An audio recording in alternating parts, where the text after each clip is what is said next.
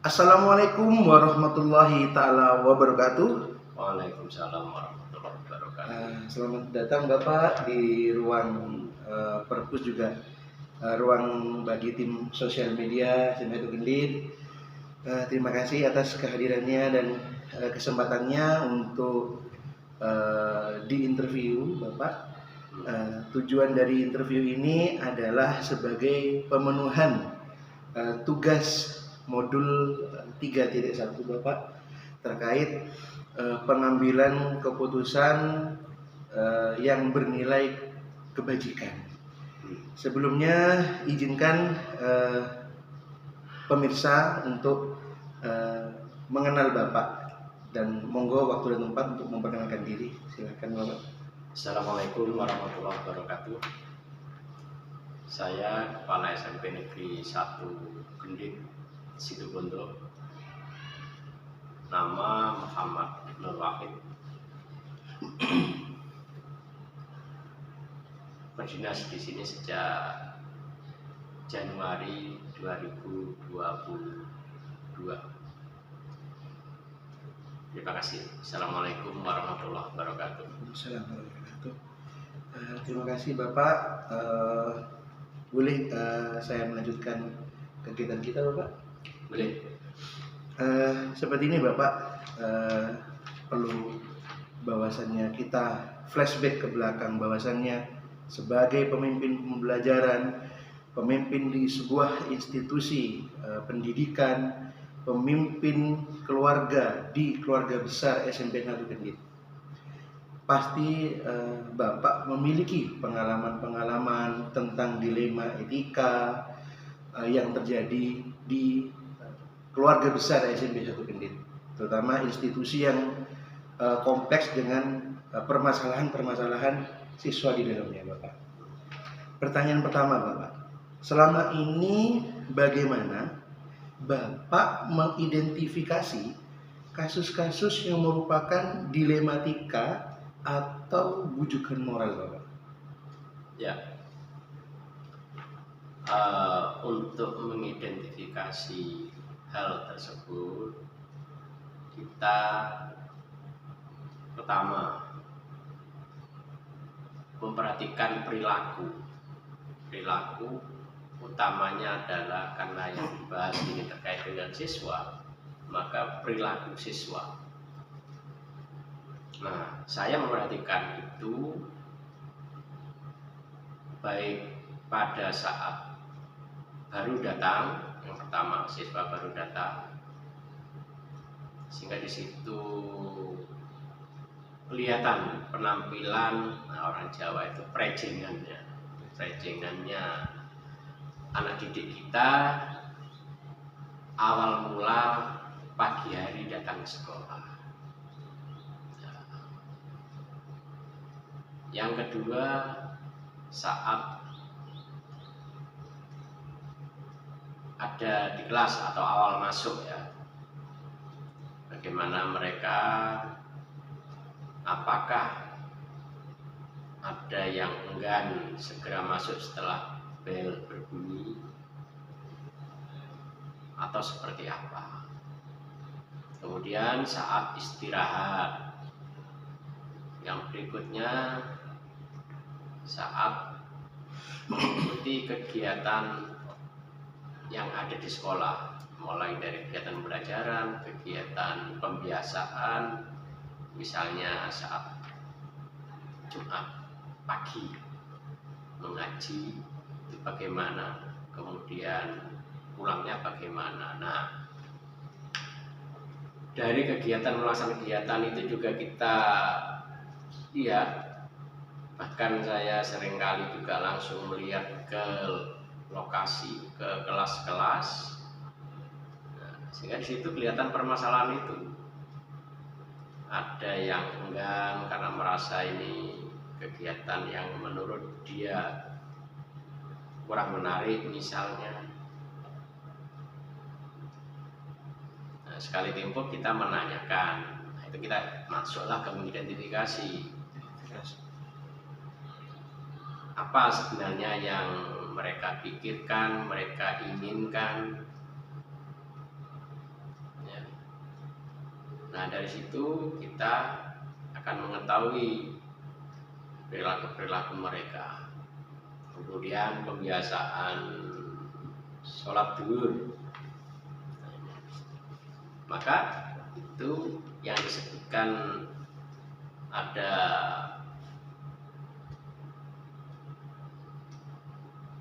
apa namanya,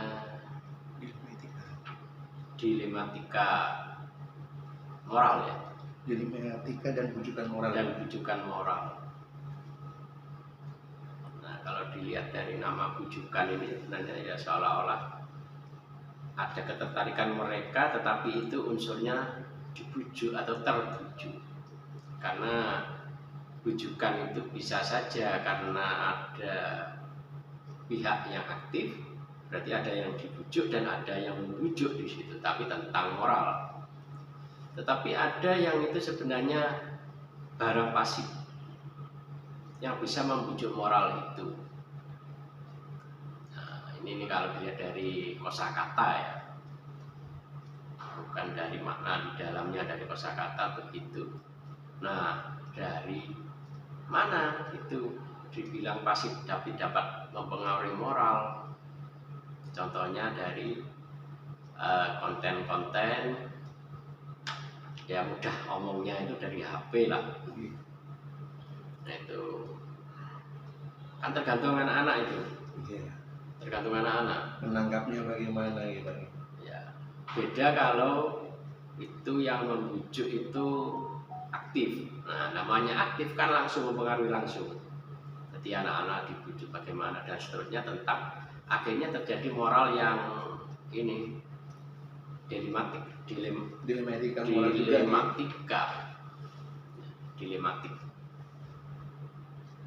ya, akhirnya karena berdilema di situ artinya ada kebimbangan mereka. Nah, jadi dari sana kita akhirnya dapat mengidentifikasi mereka tentang bujukan moral itu dulu. Itu untuk siswa Bapak. Bagaimana jika terjadi sebuah dilematika di tenaga pendidik dan tenaga kependidikan, baik itu terkait dengan kedisiplinan, kemudian fungsi dan tugas tambahan di sekolah, kewajiban-kewajiban di sekolah, pasti di tempat manapun akan menimbulkan sebuah dilematika ataupun bujukan-bujukan moral yang memang terkadang memposisikan Bapak sebagai pimpinan ini harus mengambil keputusan. Mohon diceritakan pengalamannya Bapak. Memang tidak hanya siswa yang mengalami itu, tenaga pendidik dan kependidikan juga ada permasalahan itu, bujukan moral itu. Nah, ini sebenarnya juga kita identifikasi apa penyebabnya, apa yang mempengaruhinya, terus pola pikirnya seperti apa, mindset mereka terhadap menyikapi, menjalankan profesinya. Karena mereka merasakan profesinya itu suatu pekerjaan yang profesional, maka mereka menggunakan anggaran negara. Nah, tetapi ada saja yang merasa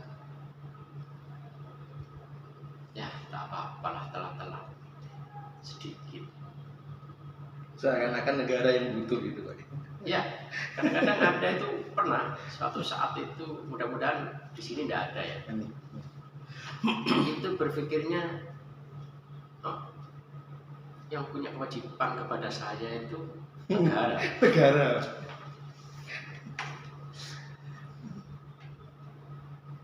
Saya hanya tinggal menuntut hak saya.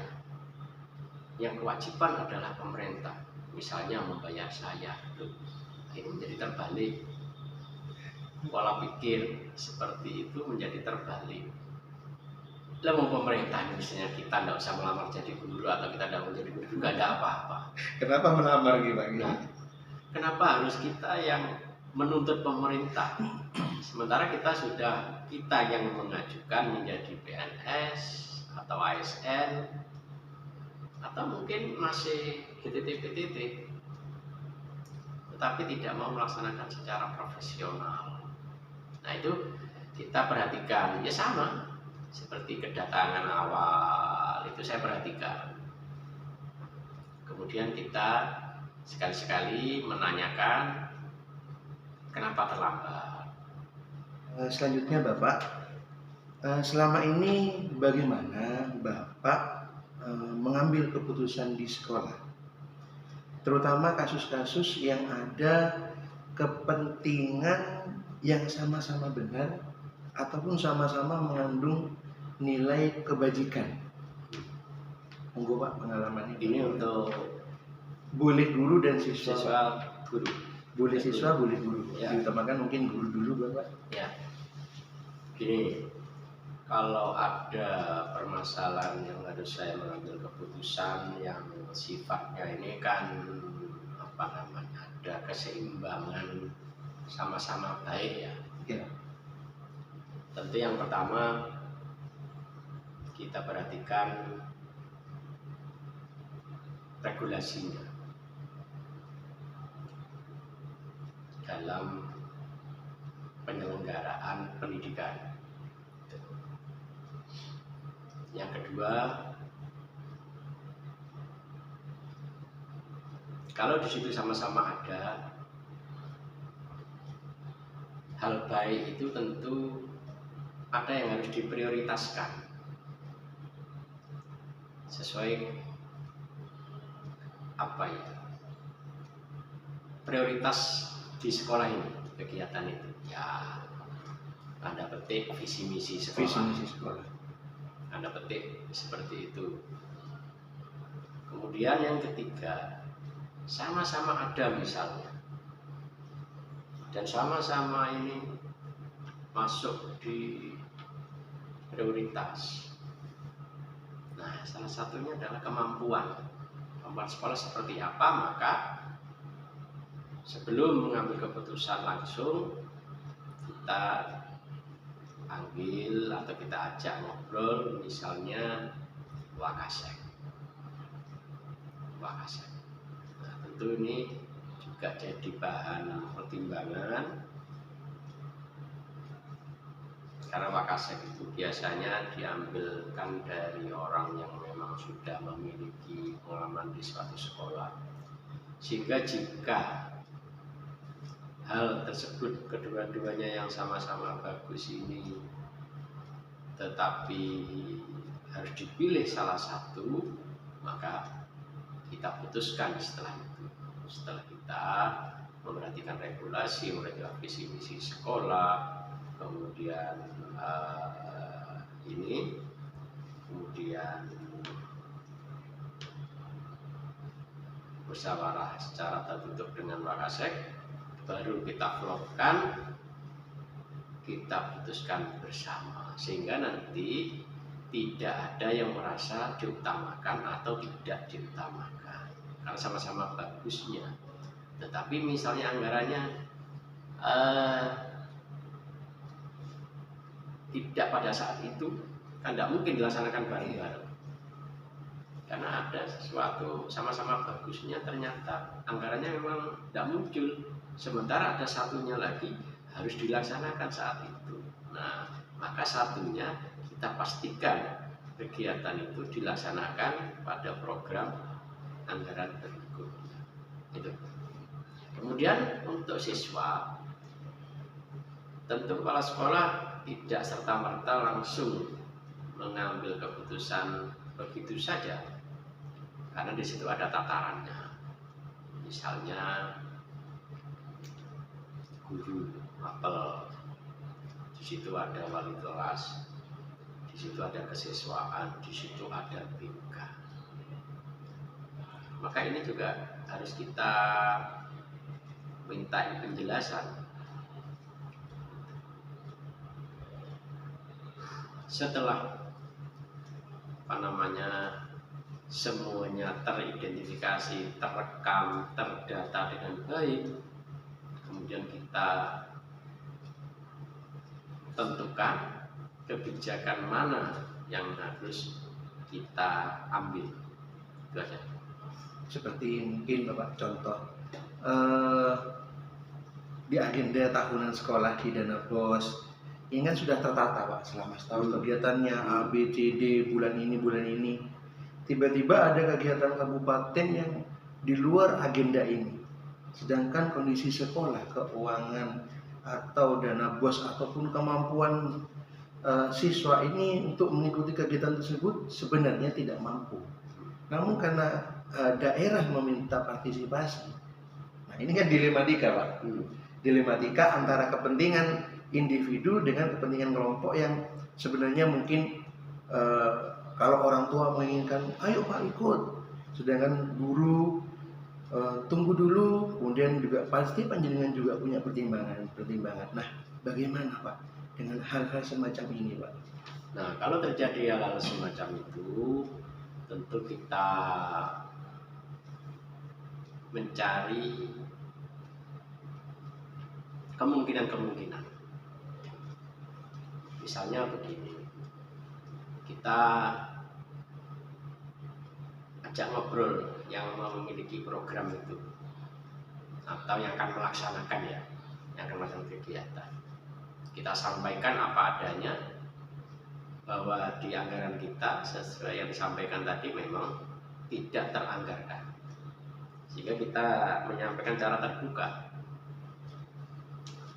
Tetapi sambil mencari kemungkinan itu tadi, untuk kalau itu memerlukan dana, kira-kira mungkin tidak secara mandiri, misalnya partisipasi dari wali murid, atau mungkin ada pihak sponsor yang memang sudah jelas-jelas mau membackup ya, atau ada partisipasi dari teman-teman. Ya, kadang-kadang kita dapat melaksanakan kemarin itu, kita dapat melaksanakan kegiatan juga demikian. Nah, ternyata adalah partisipasi. Akhirnya kita musyawarahkan dengan yang akan melaksanakan anggaran sekolah memang ada keterbatasan, tidak mungkin bisa memenuhi semuanya 100%, tetapi akhirnya menemukan cara. Oh, ternyata ada donatur yang mau langsung sekian, kita kalkulasi.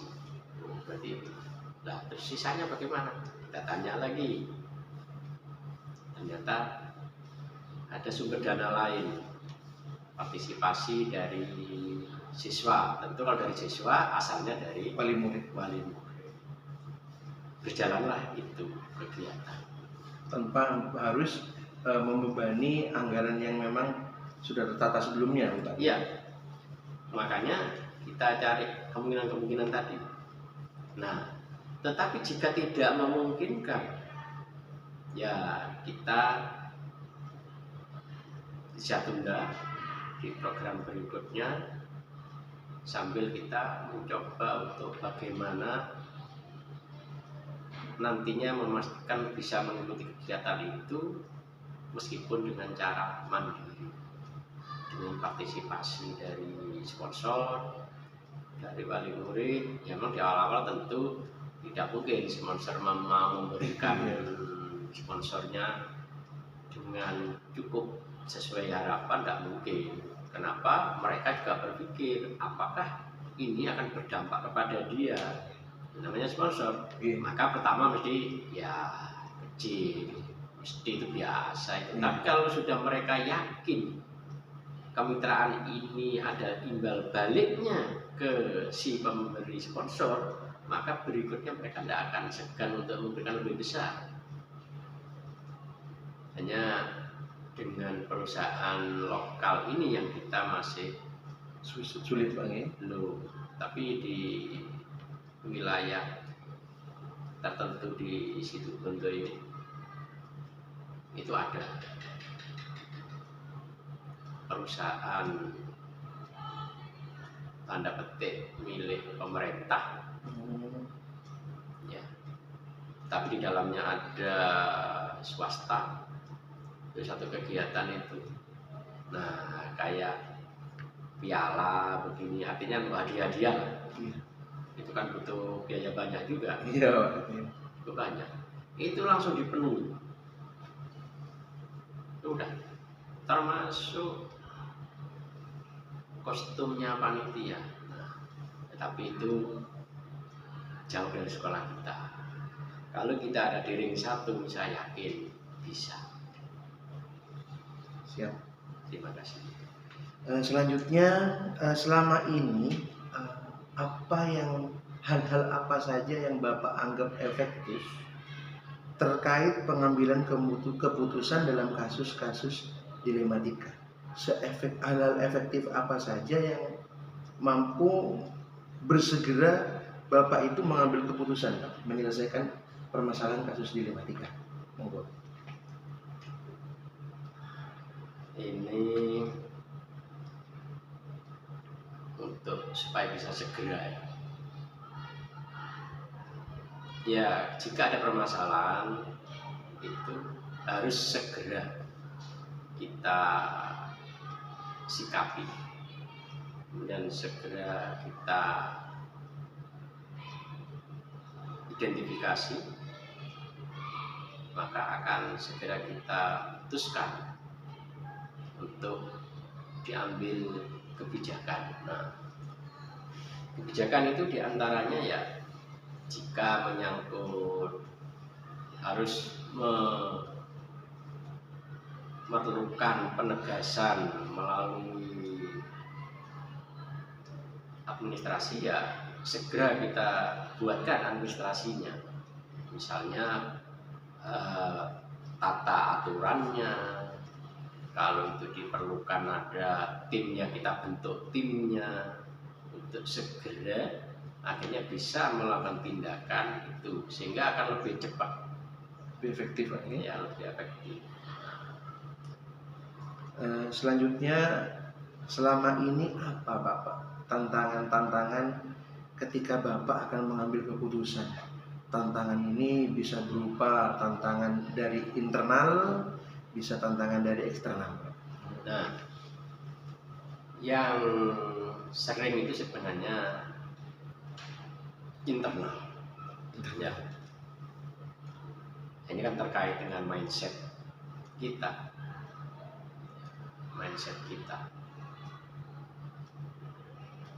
Misalnya tentang kedisiplinan tadi. Kalau seorang yang sudah memang memilih dirinya untuk menjadi tenaga pendidikan, tentu di situ muncul konsekuensi tersendiri.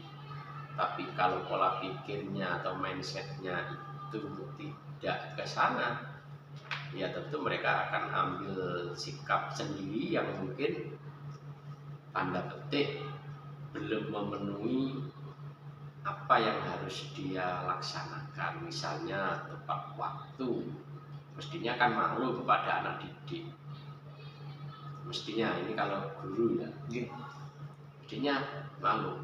Malah kalau saya malunya bukan kepada kepala sekolah atau bukan kepada yang lebih atas, justru malunya kepada siswa. Kenapa? Siswalah yang akan harus menerima layanan kita secara langsung. Dampaknya kalau kita tidak segera memenuhi itu, anak jer-kelajer. Nah, kan begitu. Kalau ada jer-kelajer, dampaknya kaitannya dengan moral anak ini macam-macam nanti. Nah, nanti ujung-ujungnya ada juga guru tidak introspeksi pada dirinya, tetapi menyalahkan si siswa. Sehingga kadang-kadang muncul laporan ke saya, kelas ini tidak mampu ini ya, ini bantal ini. Maka jawaban saya, mari kita introspeksi diri kita. Sudahkah kita memenuhi harapan mereka? Karena mereka punya hak itu. Mereka masuk ke sekolah ini tidak dengan pikiran kosong, tidak. Mereka punya harapan-harapan, bagaimana mendatangkan pelajaran yang baik, layanan yang baik. Nah, tugas kita lah memberikan itu semua. Ya, makanya kadang-kadang sering saya gurau ke teman-teman itu, ya namanya nah pikiran kita kena. Nah, yang dewasa lah yang harus menggunakan. Berarti refleksi ini juga penting, Pak. Sangat penting, bukan hanya penting menurut saya, sangat penting. Karena dengan itu ya kalau bahasa lainnya muhasabah misalnya, itu ya muhasabah. Ya itu sangat penting karena kita jangan mudah ini menyalahkan kepada siswa kita. Apakah kita datangnya tepat waktu, masuknya tepat waktu, proses pembelajarannya apakah sesuai dengan rambu-rambu yang telah ditetapkan, dan seterusnya dan seterusnya. Jadi keteladanan, merefleksi diri dan seterusnya itu sangat penting. Siap. Apakah Bapak memiliki tata kala atau jadwal tertentu Bapak dalam menyelesaikan sebuah permasalahan? Apakah Bapak akan langsung menyelesaikan di tempat atau Bapak mungkin menunda di hari berikutnya atau malah tidak menggubris permasalahan tersebut karena mungkin tingkat urgensinya ini menurut Bapak tidak terlalu disegerakan, Pak? Nah, untuk membuat keputusan seperti itu kita tidak main saklek ya. Artinya begini, ada satu permasalahan itu yang memang harus saat itu diselesaikan, tapi ada yang memerlukan pengkajian terlebih dahulu, ya, baru bisa kita putuskan. Ya tidak bisa kita misalnya memutuskan sesuatu yang ada konfirmasi dulu, dan konfirmasinya harus memerlukan waktu, maka itu harus setelah konfirmasi. Tetapi yang jelas tidak akan membiarkan jika ada suatu permasalahan. Ya, caranya banyak. Jadi bisa saja permasalahan itu ada yang memang harus segera diputuskan saat itu, ada yang harus melalui proses yaitu verifikasi, kemudian ada konfirmasi misalnya. Jadi tidak dipaten ini harus selesai hari ini atau ini selesainya harus seminggu, padahal bisa diselesaikan hari itu. Jadi tidak mesti, kita lihat konteksnya, lihat permasalahannya. Adakah seseorang, entah itu rekan sejawat atau bapak ibu guru atau tenaga staf tenaga ahli sekolah, atau mungkin ada faktor-faktor lain yang mempermudah Bapak dalam menyelesaikan atau mengambil keputusan dalam kasus dilematika etika? Ya, saya kira di suatu tempat jika ada permasalahan, apalagi yang masuk dalam dilematika moral itu, tentu kepala sekolah mesti punya lah. Kan di sekolah ini ada Wakasek, di tenaga literasi ada koordinatornya. Nah ini kan bisa dimintai informasi sehingga untuk memperkuat apa yang harus kita putuskan. Tetapi kadang justru tidak harus dari ini, tidak harus dari Wakasek atau urusan atau koordinator ini. Kadang-kadang informasi itu diperlukan dari bawah, artinya bukan dari bawah itu artinya dari yang umum, yang banyak, dari yang banyak informasi. misalnya dia masih orang yang belum lama di situ, masih honorer, bisa saja jika itu memang dibutuhkan, kemudian itu rasional, kemudian juga dari sisi legalnya, misalnya dari sisi aturannya ternyata itu benar, apa salahnya? Itu kita Tidak, jadi gitu lagi. pertimbangan. Yang penting kan apa, ada landasan yang benar, sehingga kita tidak memastikan bahwa cukup orang ini saja yang jadi apa namanya mitra untuk Sharing. mencari informasi, sehingga saya tidak mematok harus ini. Nah itu nanti khawatir kayak Majapahit itu, karena saking percayanya kepada satu tokoh, ya akhirnya suatu saat tidak muncul lagi tokoh yang lain, akhirnya pupus. Iya. Tapi ini bukan kerajaan, Siap Bapak. itu hanya perumpamaan saja, hanya sekedar intermezzo aja. Siap. Ini sebelum pertanyaan penutup, Bapak lebih senang bekerja, kemudian Bapak lebih senang dalam pengambilan keputusan ini sebagai Superman, atau super tim, Pak? Ya, memang Superman atau powerful, mungkin juga ada positifnya. Suatu saat sesuatu itu harus diputuskan sendiri jika itu penting, Emergency, ya, darurat gitu. penting. Kemudian diperhatikan yang lain, ini kalau diajak musyawarah tidak jalan, karena mereka dari sisi kenyamanan akan terganggu. Maka itu perlu powerful itu. Ya.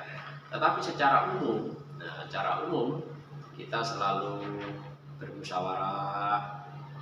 Pertama justru kita ambil tim kecil, saya ajak musyawarah, kemudian baru kita florkan ke teman yang semuanya, barulah kita putuskan. Artinya termasuk yang power team tadi, Ya super tim, Pak. super team ya. Tidak ada Sehingga Superman. itu menjadi keputusan bersama, maka dievaluasinya nanti kalau udah berjalan kan, ya ini tim ini tinggal diminta pertanggungjawaban, ini gimana, ini sudah keputusan bersama kok, nah, kan begitu. Siap Bapak. Jadi memang ada kalanya seorang pemimpin ini powerful dengan sebagai seorang Superman, dan ada kalanya juga sebagai super tim nih Pak. Ya, cuman menurut saya powerfulnya itu tertentu saja, tapi saya lebih senang yang Di super tim. ya. Bapak, pertanyaan terakhir, dari apa yang telah disampaikan, pembelajaran apa yang bisa Bapak petik dari pengalaman Bapak terkait penyelesaian permasalahan kasus dilematika? Nah, untuk dilematika moral ini menurut saya tidak bisa serta-merta kita langsung menjudge ya, ini gitu, enggak, ya harus kita identifikasi dulu, harus kita pastikan, konfirmasi dulu, dan begitu ya. Akhirnya kita perhatikan sandaran untuk memutuskan itu dari sisi aturannya seperti apa, dari sisi kelembagaannya, artinya di sekolah itu aturan-aturannya sesuai visi misi apa enggak, dan seterusnya, sehingga nanti kebijakan itu diharapkan tidak ada yang merasa itu sesuatu yang ngawur, artinya ada landasan-landasan yang benar.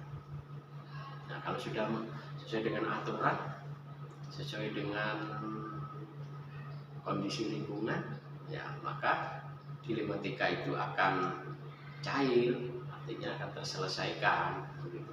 Terima kasih. Terima kasih Bapak atas kehadirannya. Mohon maaf mengganggu waktunya. Terima kasih atas pengalamannya juga. Dan saya sampaikan cukup sekian kita wawancaranya. Wabillahi taufiq wal hidayah. Wassalamualaikum warahmatullahi taala wabarakatuh. Waalaikumsalam. Assalamualaikum warahmatullahi taala wabarakatuh. Selamat malam, salam sejahtera kepada kita semua pada kesempatan kali ini.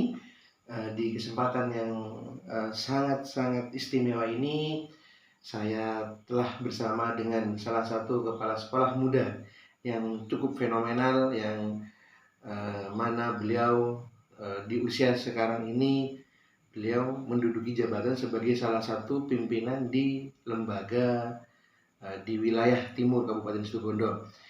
Dan perlu diketahui bahwasannya video ini adalah bagian dari pemenuhan tugas dari modul 3.1 Bapak, di mana terkait dengan pengambilan keputusan sesuai dengan nilai-nilai kebajikan. Di mana kesempatan kali ini saya akan memperkenalkan guest kita atau tamu kita pada kesempatan kali ini. Monggo Bapak.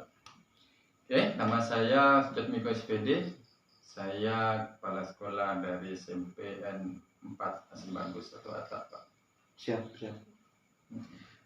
Sejak kapan Bapak berprofesi dengan tugas mulia ini, Bapak?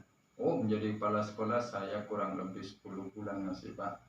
Per Januari tahun 2022 saya sudah kepala sekolah dan ditempatkan di sana. Oke, siap Bapak. Mohon pada kesempatan kali ini saya diberi petunjuk, saya dibimbing, saya dibina terkait tentang pelaksanaan tugas ini, Bapak. Izin saya bertanya nih, Bapak. Boleh. Yang pertama adalah selama ini bagaimana Bapak dapat mengidentifikasi kasus-kasus yang merupakan dilema etika atau bujukan moral, Bapak? Oke. Sebenarnya ini pertanyaan yang cukup sulit ya, karena memang pertanyaan seperti ini memang jarang dilontarkan, Pak, dan ini sebuah materi yang bagus bagi kita untuk membahas hal tersebut. Karena memang dalam pekerjaan kita sebagai pimpinan sebuah instansi itu pasti mengalami sebuah permasalahan dalam pengambilan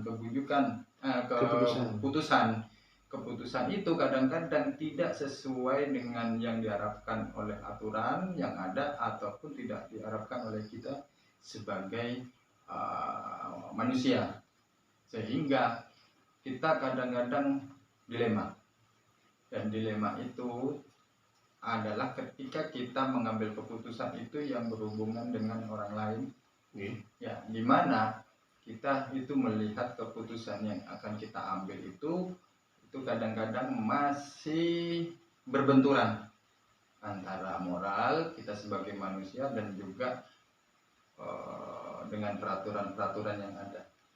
Kalau saya seperti itu, Bapak. Siap. Selama ini Bapak, bagaimana Bapak dalam pengambilan keputusan di sekolah Bapak? Terutama untuk kasus di mana ada kepentingan yang sama-sama benar dan sama-sama mengandung nilai kebajikan. Oh, ngambil keputusannya. Betul. Ini sama-sama hal yang benar dan punya nilai kebajikan. Iya. Kan harus memilih, Pak. Iya, benar. Namanya keputusan harus kita ambil, Pak, ya. Keputusan kita ambil. Kadang-kadang memang keputusan itu yang kita lakukan, di mana salah satu keputusan yang kita ambil itu mengandung sesuatu yang sama-sama benar. Itu kan sebenarnya hanya masalah sudut pandang kalau menurut saya, Pak, ya. Kadang di sisi kita benar, di sisi yang lain kita disalahkan. Kadang menurut peraturan itu benar, tetapi menurut moral sebagai manusia juga itu harus dilakukan. Kita ambil contoh misalnya, bagi PNS itu aturan masuk jam 7, Bapak. Iya, Ya, betul dengan Pak. cara di fingerprint, Betul, di finger, ya. fingerprint keras. Jadi di atas jam 7 dianggap terlambat, dan di atas jam 8 itu dianggap tidak masuk. Tetapi suatu saat kita juga harus mengalami mengambil keputusan apabila misalnya di waktu-waktu pagi ada saudara kita yang meninggal ataupun tetangga kita. Jadi mau nggak mau kita sebagai manusia ya harus ikut bergabung merawat yang meninggal. Jadi kadang-kadang antara masuk dan tidak untuk membantu tetangga atau saudara itu keputusannya Antara aturan atau simpati atau empati kepada derita orang. Ya bisa. Jadi seperti itu. Bagaimana jika memang pada dasarnya ada dua kasus yang sama-sama benar dan harus cepat dilakukan pengambilan keputusan? Apakah Bapak akan sepihak mengambil keputusan itu? Maksudnya sepihak harus dari saya? Iya, mungkin karena urgent. Oh, masalah kalau urgent Pak ya. Kalau darurat itu memang kita ambil keputusan secepatnya, memang paling gampang itu kita ikuti aturan Pak. Paling gampang itu kita ikuti aturan yang ada, sesuai dengan aturan yang ada. Itu kalau urgent. Jadi tidak usah terlalu banyak berpikir kalau seperti itu. Nah, langkah-langkah apa saja, mulai dari identifikasi, kemudian menanyakan kebenaran, dan akhirnya sesuatu yang runtutannya juga uji publik juga butuh dong Pak. Kalau memang keputusan itu akan melebar kepada perkembangan sekolah. Nah, langkah-langkah apa saja, prosedur seperti apa yang sudah Bapak lakukan berdasarkan pengalaman-pengalaman dalam mengambil keputusan? Pengambilan keputusan kadang-kadang memang, apalagi Pak, satu keputusan yang harus kita ambil itu dengan mengesampingkan keputusan yang lain, padahal keputusan-keputusan yang itu selalu benar semua. Itu lihat sisinya dulu. Memang yang pertama kita kan memang harus lihat dulu masalahnya. Apa bahasanya Pak? Identifikasi masalah. Jadi masalahnya itu termasuk darurat, termasuk permasalahan yang berat atau tidak. Setelah identifikasi ya kita memang harus mengajak yang lain juga Pak. Mengajak teman-teman tim kita, karena dalam satu sekolah di tempat saya bekerja itu tim. Jadi saya anggap bukan bawahan, kita tim. Dalam satu tim itu kita mintai pendapat masing-masing, karena kalau hanya dari 1-2 orang saya kira sudut pandangnya masih terlalu sempit, sehingga kita butuh orang lain, walaupun tidak terlalu banyak, minimal beberapa teman yang mengerti seperti urusan kurikulum, urusan kesiswaan, maka juga kita lihat permasalahannya. Baru setelah itu kita ambil permasalahan itu kita ambil keputusan Pak. Memang keputusannya kadang-kadang sudah kita pelajari dengan baik dan ternyata masih banyak yang perlu diperbaiki. Karena banyak sudut pandang ya. Sudut pandang, iya. Kemudian setelah diuji publik itu kan ternyata kok lebih banyak negatifnya. Berubah dong. Nah, jadi kita telah lagi Pak, Telah lagi. Ya. Iya pasti itu. Jadi kita di mana kita yang kurang pas pengambilan keputusan itu? Apa kita harus ngajak wali murid misalnya, tambah wali murid, atau stakeholder yang lain seperti kepala desa, tokoh masyarakat juga gitu mungkin. Siap Bapak. Hal efektif apa yang Bapak lakukan dalam pengambilan keputusan? Kita bicara hal efektif berarti terkait dengan kecepatan pengambilan keputusan. Apa saja Bapak? Hal efektif Pak yang Bapak lakukan jika memang harus permasalahan itu urgent, harus selesai, tidak menunda. Apakah sepihak Bapak? Jika itu memang pada akhirnya menimbulkan polemik, apakah Bapak akan tetap sepihak mengambil keputusan? Namanya efektif ya. Efektif itu biasanya tidak terlalu banyak jurus yang dipakai, Pak. Ya, 1-2 jurus tapi pas mengena itu efektifnya. Jadi kalau hal-hal efektif itu biasanya yang keputusan-keputusan yang berhubungan dengan peraturan, itu hal-hal yang efektif yang kita lakukan. Kalau di sekolah saya itu hal-hal yang efektif misalnya tentang penentuan masuk, kapan libur, kan sudah ada aturan-aturan yang jelas, itu tidak perlu diperdebatkan sebenarnya. Itu hal-hal efektif juga.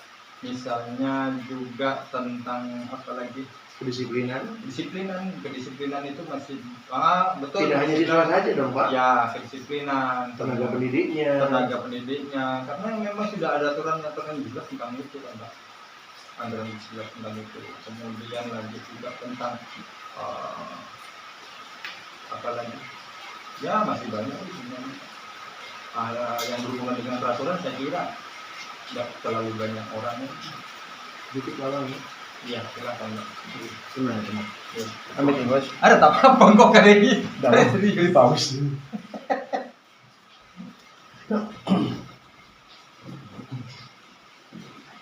Nah, bagaimana Bapak jika terjadi memang sebuah momen Bapak diminta untuk mengambil keputusan terkait kedisiplinan tenaga pendidik, di mana pilihannya adalah Bapak menertibkan, mendisiplinkan dengan punishment atau dengan teguran, di mana desakan dari guru-guru yang lain, orang ini harus didisiplinkan dengan cara diberi peringatan, entah naik pangkatnya ditunda atau mungkin bahkan diajukan untuk mutasi. Bagaimana Pak solusinya? Dibina juga sudah, Pak. Itu berhubungan dengan kedisiplinan masuk kerja mungkin ya. Apa bahasanya ya kalau sering tidak masuk kerja, Pak? Bolos. Oke. Untuk hal seperti itu memang terjadi pada banyak tempat, Pak. Juga salah satunya di tempat saya. Untuk beberapa anggota tim kami, apabila ada yang seperti itu, bahkan juga sudah ada pada 1-2 orang, itu kita lakukan pembinaan terlebih dahulu, Pak, karena aturannya seperti itu. Kita lakukan pembinaan, ya saya panggil, saya bina, kita tanya alasan-alasannya dulu apa dulu, Pak, gitu. Karena untuk kedisiplinan itu hal yang sulit ditolerir ya, karena memang itu yang paling utama. Bagaimana kita mendisiplinkan siswa apabila dari tim kami yang ada yang disiplin, Pak. Jadi seperti itu. Jadi pembinaan 1 tetap seperti itu, pembinaan 2, terus ketiga itu biasanya baru kita mengajak yang di luar dari sekolah, misalnya dinas, kita minta pertimbangan, ada orang yang seperti ini, dinas pendidikan, Pak. Biasanya kita bukan melapor tetapi sharing saja atau meminta pendapat orang seperti ini bagaimana, kalau aturan seperti itu, Pak. Jadi seperti itu. Kalau nanti ada beberapa hal yang perlu kita lakukan, ya cepatnya kita lakukan. Tapi yang pasti itu pembinaan pasti, Pak. Karena kita manusia itu punya hati nurani yang baik sebenarnya. Ya, tidak apa-apa kan. Jadi seperti itu, hal-hal yang itu sebenarnya sudah sering kita lakukan, gitu. Yang penting ketika dalam pembinaan itu ada bukti fisik, ya, janji, gitu. Misalnya kesepakatan bersama, jangan janjilah kesepakatan antara si dia dan saya, gitu. Ya. Selama ini Pak, tantangan apa saja yang Bapak alami dalam penanganan atau pengambilan keputusan dalam kasus dilema etika? Oh iya, kalau saya lihat dilema etika itu pengambilan keputusan yang sebenarnya tidak salah juga tidak benar, ya kan, Pak? Jadi ambil karena sama-sama benar, ya, tidak ada yang salah, itu hanya perbedaan sudut pandang ya. Kalau masalah Kendala Pak ya, kalau kendala itu biasanya ketika kita ngambil keputusan yang berhubungan dengan apa tadi namanya, etika, dilema etika itu biasanya setelah kita lakukan pembicaraan dalam tim, kita ambil satu keputusan, biasanya di situ sudah ada pertimbangan-pertimbangan. Memang kita tidak bisa menyenangkan dari banyak orang, Pak. Jadi mesti ada 1-2 yang kurang cocok dari pengambilan keputusan tadi, karena yaitu menurut saya perbedaan sudut pandang. Sehingga setelah yang dilakukan itu biasanya tetap adanya musyawarah untuk cari mufakat, kita ambil keputusan yang bersama. Keputusan itulah menjadi tanggung jawab kita bersama. Seperti itu. Ketika tidak cocok ya kita kasih pengertian, gitu. Nanti bisa juga dia punya keputusan atau punya jalan keluar, itu jadikan rencana kedua ketika rencana pertama kurang berhasil. Oke, siap. Selanjutnya, Bapak apakah mempunyai jadwal tertentu dalam penyelesaian sebuah masalah, atau Bapak lebih suka langsung menyelesaikan masalah terkait sekali lagi dilema etika? Seperti kita kan juga perlu mempertimbangkan Pak antara keadilan dan belas kasih, antara keputusan karena tidak disiplin mau dimutasi atau misalnya hanya dibina saja, atau kadang masalah yang paling real adalah di akhir kenaikan kelas, yaitu antara siswa dinaikkan atau ngikut aturan sekolah karena sekarang Merdeka Belajar, siswa tetap dinaikkan. Itu bagaimana Pak? Sebenarnya permasalahan untuk hal seperti itu, kalau menurut saya ya Pak ya, permasalahan yang lebih tepat itu cenderung kepada hal-hal yang berhubungan dengan sesuatu yang baik Pak. Kalau untuk masalah siswa itu bukan naik dan tidak, tapi masalah lulus Pak. Karena pembelajaran itu kan di SMP dalam fase, sekarang Merdeka Belajar dalam fase Pak. Iya, walaupun di sekolah kami masih belum melakukan 100% gitu. Jadi fase anak sekolah untuk umur yang ketiga, kayaknya fase ketiga itu antara SMP kelas 1 dan SMP kelas 3. Jadi pembelajaran akan berakhir, materi akan berakhir ketika setelah 3 tahun. Percepatan setiap sekolah yang tidak sama nanti Pak. Jadi percepatan demikian. Bagaimana tentang jadwal? Kita lihat masalah urgent apa tidak, gitu Pak. Kalau masalah itu darurat dan urgent, kita pakai aturan, dan itu keadaan mendesak, maka kita harus ambil keputusan sesuai aturan. Tapi kalau tidak mendesak, ya tetap pertimbangan tim, teman-teman tim yang lain itu yang harus kita perhatikan, karena namanya sekolah ya Pak. Semua harus peduli. Jadi ketika semua peduli, maka semua akan bertanggung jawab tentang sekolah. Saya seperti itu Pak. Siap Bapak. Selanjutnya Bapak, apakah ada seseorang atau faktor-faktor yang mempermudah atau membantu dalam pengambilan keputusan?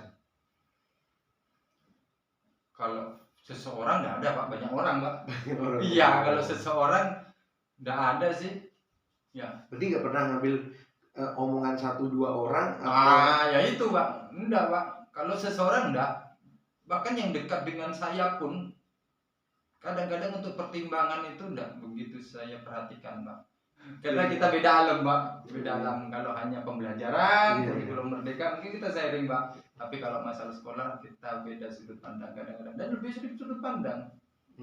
Karena memang istri kita kan pasangan berkelahi kita Pak. Iya. Di luar ring dan di dalam ring Pak. Jadi seperti itu. Cekirot. Kalau untuk seseorang Pak ada Pak. Kita tim. Kalau seseorang tidak ada. Untuk selain seseorang, faktor-faktor ya tidak ada sih sebenarnya yang mempengaruhi kita. Kita tetap tim. Eksternal internal juga nggak terlalu berpengaruh Pak ya? Maksudnya? Ya faktor eksternal, misalnya tekanan dari masyarakat di mana harus merubah visi misi sekolah sehingga juga akan merusak atau merubah tatanan sekolah dalam pengambilan keputusan. Oke, kalau kebetulan di tempat kami tidak ada sih tekanan-tekanan seperti itu, tidak ada. Tapi biasanya yang kalau adanya tekanan-tekanan itu para bapak-bapak, Pak. Iya. Gitu. Itu senang. High pressure, Pak ya. Iya, Pak. Jadi tidak ada sih sebenarnya, tidak ada. Cekidot. Iya, tidak ada. Oke Bapak, dari semua hal yang disampaikan, pembelajaran apa yang bisa Bapak wejangankan ke saya, yang bisa Bapak berikan ke saya terkait pengambilan dilema etika, pengambilan keputusan dilema etika? Jangan Pak ya. Apa? Saya terlihat tua, Pak. Siapa? Jadi kita sharing saja, Pak. Oh, iya. Iya. Berdasarkan pengalaman gitu, Pak ya, yang bisa kita sharingkan kepada teman-teman yang lain itu dalam pengambilan keputusan. Memang setiap pimpinan itu akan selalu berat dalam mengambil keputusan, Pak. Apalagi yang ditanggung dan dipikir sendiri. Wow, Superman dong buat. Oh, bisa, Pak. Iya. Bapak ada di posisi Superman atau super team? Ya itu, Pak. Kalau saya cenderung ke tim, Pak ya. Jadi musyawarah. Betul. Itu banyak sekali keuntungan dan nilai positif yang bisa kita ambil, Pak, apabila kita kerja sebagai tim. Yang pertama, kita itu keputusan bersama, jadi mengurangi bahkan menghilangkan efek-efek negatif dalam hal perbedaan, Pak. Kemudian yang kedua, bisa sebagai pembelajaran kepada tim yang lain untuk suatu saat ketika berada di posisi yang lain akan belajar tenggang rasa, tepos liro, kemudian saling memaklumi, jadi seperti itu. Jadi dari seperti itu dengan adanya tim kita bisa belajar menjadi orang lain, jadi seperti itu. Kemudian yang ketiga, manfaatnya juga kita menjadi tanggung jawab bersama sekolah, Pak. Jadi rasa pedulinya tinggi, semua suara didengarkan, semua bisa bersuara, mengungkapkan pendapat, sehingga peduli ke sekolah, sehingga apapun yang terjadi di sekolah mereka merasa bertanggung jawab. Sebenarnya banyak manfaat dari kerja tim itu, Pak. Dan itu sedang kita lakukan. Dan kebetulan di tempat kita muda-muda loh, Pak. Oh, iya, kepala sekolahnya saja muda itu, Pak. Iya, cekidot. Kepala sekolah saja muda. Jadi iya. di tempat kita muda, cara belajar semuanya. Jadi semua belajar. Ketika ada masalah, bukannya mereka sedih, cepat diselesaikan. Jadi tidak baper dulu, mikir dulu baper kenapa seperti ini. Jadi cepat diselesaikan sebagai bahan pembelajaran juga. Gitu. Ya, terima kasih Bapak atas waktunya, untuk kesempatannya juga, ilmu-ilmunya, pengalamannya.